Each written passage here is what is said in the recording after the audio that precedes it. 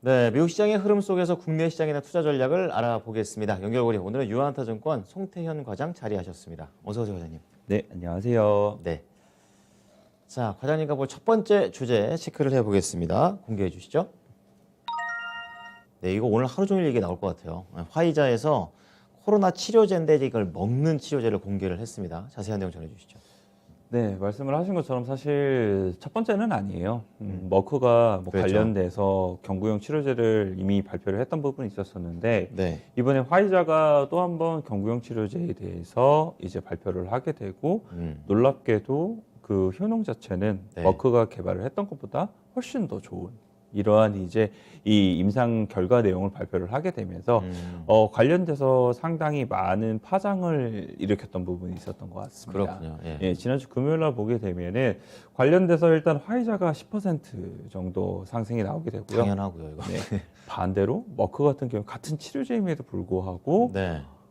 9.86% 하락을 하게 됩니다. 경쟁사라서 떨어진 겁니까? 뭐 그만큼 효능에 대한 부분에 차이가 많이 났기 때문에 이 정도 효능 차이라면 머크의 이제 약을 먹기보다 당연히 화이자 약을 먹지 않겠느냐. 뭐 이러한 이제 관점이지 않았나라고 생각이 되고 있고요. 네. 내용을 조금 더 말씀을 드리게 되면은 이 머크에 이제 관련된 약 같은 경우에는 이제 경증이라든지 중증 관련돼서 이 입원하거나 숨질 위험을 한 50% 정도 줄여주는 이런 효능이 있었다라고 보시면 될 것 같은데 네. 이게 이제 이번에 이 발표된 화이자 약 같은 경우에는 이 최대 89% 정도 그럼 줄여줍니다. 화이자 목적으로. 네. 그렇게 되면서 예. 아무래도 이 화이자에 대한 약으로에 대한 수요가 더욱더 몰리지 않겠느냐. 이렇게 이제 이 시장에서는 생각을 하게 된 것 같고요. 네네. 화이자 약 같은 경우에는 이제 이 에이즈 치료제하고 혼합 투여 방식을 사용을 하게 되는데 이 하루에 이제 이 3알씩 2번 총 6알을 복용을 했다라고 보시면 될 것 같고요. 네. 아까 말씀을 드린 것처럼 상당히 이제 이 많은 좋은 이 치료에 대한 효과가 있었다라고 보시면 될 것 같습니다. 네. 화이자는 이제 25일 이전에 미국 식품의약국에 이 약의 임상 시험 결과를 제출할 예정이다. 즉, 뭐 승인을 받겠다라고 이제 생각을 해 보시면 될 것 같고요. 예.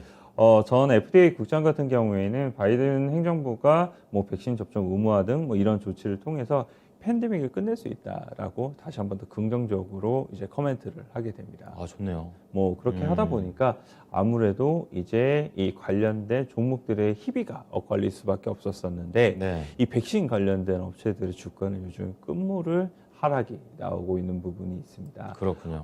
일단은 노바백스 같은 경우에 말씀을 드리게 되면은 11% 정도 이제 하락이 나오게 되었고요. 네. 모더나가 사실상 가장 이제 이 백신 관련된 종목 중에 상징적인 종목이 되게 될 텐데 수혜주였죠. 화이자를 빼놓고는 모더나가 정말 주가를 보게 되면은 차트가 정말 이래도 될 정도인가라고 생각이 될 만큼 네. 지금 엄청나게 가파르게 이제 하락이 나오고 있다라고 그렇군요. 보시면 될 것 같습니다. 네네.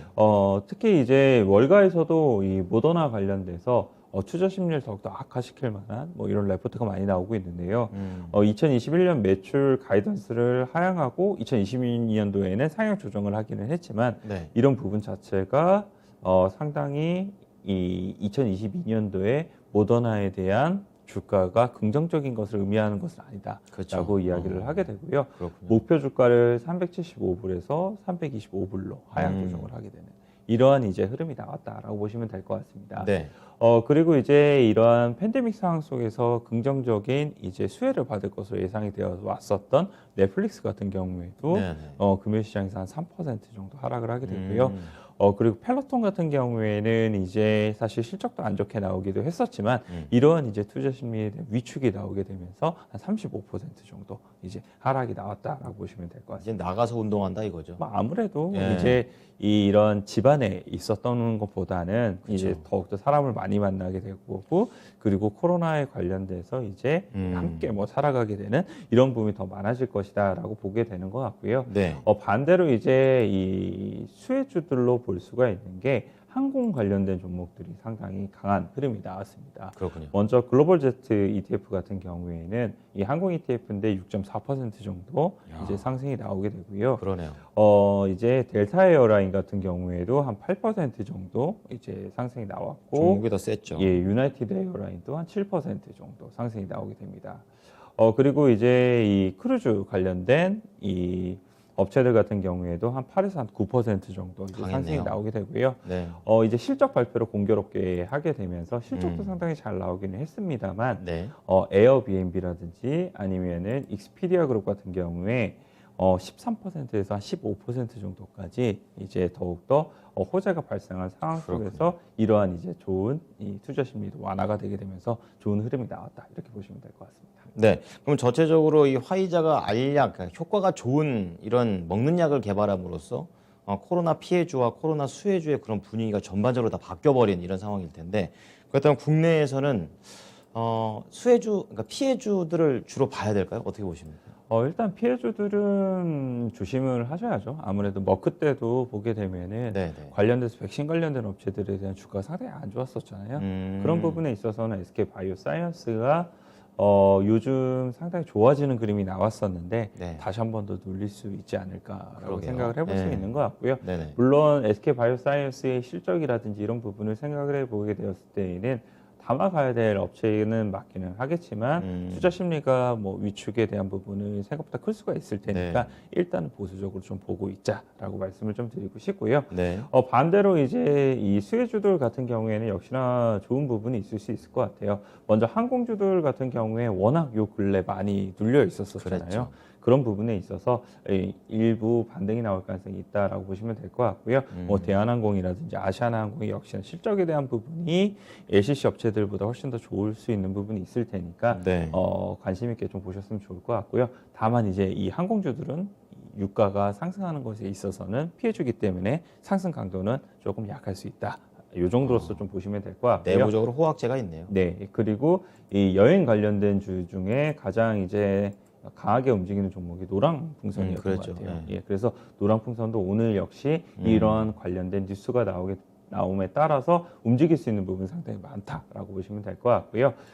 그리고 이제 이 카지노 관련된 업체들이 있게 되는데 네. 이 카지노 관련된 업체들이 반등은 나올 걸로 예상이 되고 있는데 그렇게는 강하지 못할 것 같아요. 왜냐하면은 국내 같은 경우에는 이 관련돼서 사실 중국인들의 매출이 상당히 중요한 이 부분을 좌지우지를 하게 되잖아요. 외국인 전용이라면. 네, 예. 그런 부분에서 보게 되었을 때에는 역시 아직까지는 조금 더 시간이 필요하지 않을까 이렇게 생각이 되고 있습니다. 네. 자, 오늘 화이자발 그런 종목들에 대한 이슈는 조금 더 보수적으로 차분하게 보고 움직이셔야 될 것 같습니다.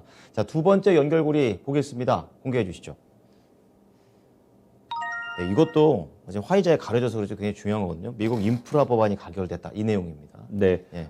미국 인프라 법안 관련돼서 사실 장중에 발표된 내용이 아니었기 때문에 그렇죠. 예. 시장에는 반영이 되는 부분은 적기는 했었지만 뭐 관련돼서 계속적으로 8월 달에 상원이 통과가 되고 언제 이제 하원에서 통과가 되느냐 이 부분을 계속 지켜봤던 거였는데 그렇죠. 일단 하원에서 통과가 되게 되었고 그리고 이것이 통과가 된 이후에는 이제 이 사회보장 법안까지도 기대를 해볼 수 있는 부분이 있어서 일단은 중요한 이슈 중에 하나였다라고 보시면 될 것 같습니다. 네. CNN 보도에 따르게 되면은 미 하원은 이 민주당이 당내 이견을 해소한 이후에 밤늦게 본회의를 열어서 인프라 예산 법안을 상정을 하게 되고 네. 이에 따라서 이 승인을 하게 되었다라고 이야기를 하고 있습니다. 내부적 타결이군요. 네, 예. 뭐 아무래도 보게 되면은 하원 같은 경우에는 사실상 이 민주당이 꽉 잡고 있기 때문에 그렇죠. 그런 부분에 있어서는 뭐 부담감은 없었는데 네. 이것을 이 사회보장 법안하고 함께 이제 넘기고자 했었는데 이런 부분을 사실상 지금 이 생각보다 지금 민주당 관련돼서 지지율이 떨어지고 있잖아요. 그런 부분이 있었기 때문에 일단 먼저 이거부터 넘겨보자라고 이제 기조를 바꿨다라고 그렇군요. 보시면 될 것 같고요. 네. 이 인프라 법안 같은 경우에는 1.2조 달러 규모의 인프라 예산 법안이었다라고 보시면 될 것 같아요. 승객 그리고 화물용 철도 그리고 도로, 교량, 항만, 공항, 전기차 충전소 등 대대적으로 투자를 하게 되는 21세기 뉴딜법이다라고 보시면 될 것 같고요. 네.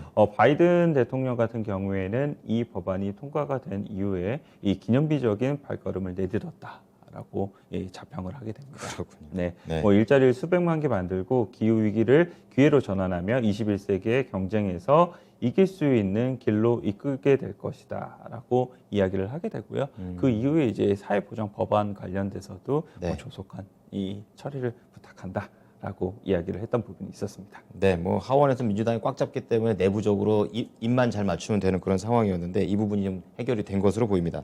자, 그렇다면 관련 종목들 산업재 쪽이 전반적으로 여기 포함이 되어 있는데 어떤 종목 볼까요? 뭐 아무래도 대표적인 종목으로는 두산밥켓 빼놓고는 그렇죠. 얘기는 할 수는 없겠죠. 네, 네. 뭐 밥켓 같은 경우에는 사실상 미국의 인프라 관련돼서 뭐 점유율이라든지 이 관련성이 부분을 높죠. 뭐 많이 갖고 있기 때문에 네. 그런 부분에 있어서 두산밥켓 오늘 관심 있게 좀 보셨으면 좋겠다라고 말씀드리고 싶고요. 네. 두산밥켓이 올라가게 되면 아무래도 지분을 가지고 있는 두산중공업도 뭐 움직일 수 있는 가능성이 상당히 높아지게 될 원전 거고요. 이후로 모멘텀이 많습니다. 뭐 두산중공업 같은 경우 말씀하신 것처럼 원전이라든지 아니면은 뭐 이런 인프라 법안 관련돼서도 계속적으로 관심을 많이 받아왔었고 네. 이 인프라 법안 안에서도 원전 관련된 이런 세금 감면이라든지 이런 내용도 또한 들어가 있거든요. 네네. 그래서 그런 부분도 한번 보셨으면 좋겠다라고 말씀드리고 싶고요. 네. 조금 더 작은 업체로 말씀을 드리게 되면은 진성TEC라든지 아니면 DI파워 같은 경우에도 진성TEC는 이제 캐터필라에 납품을 하고 있는 업체고요. 그렇군요. 그리고 DI파워 같은 경우에는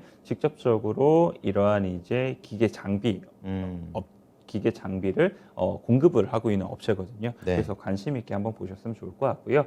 아까 잠깐 말씀을 드린 게 이제 이 전기차 충전소 관련돼서 말씀을 좀 드렸었죠. 내부적으로 세부적으로 있었죠. 네, 그 전기차 충전소도 국내에서 보게 되면은 예전 P&E 솔루션이 이제 이름 바꿔서 원익 P&E잖아요. 네, 그렇죠. 그 업체 역시나 오늘 같은 경우에 뭐 투자 심리가 상당히 좋아지게 되면서 예. 움직일 수 있는 부분이 있다. 이렇게 보시면 될 것 같습니다. 네, 화이자하고 이제 인프라 관련해서 산업재 잘 체크해 보겠습니다. 고맙습니다. 네, 감사합니다. 네, 지금까지 유한타증권 송태용 과장과 함께한 연결고리였습니다.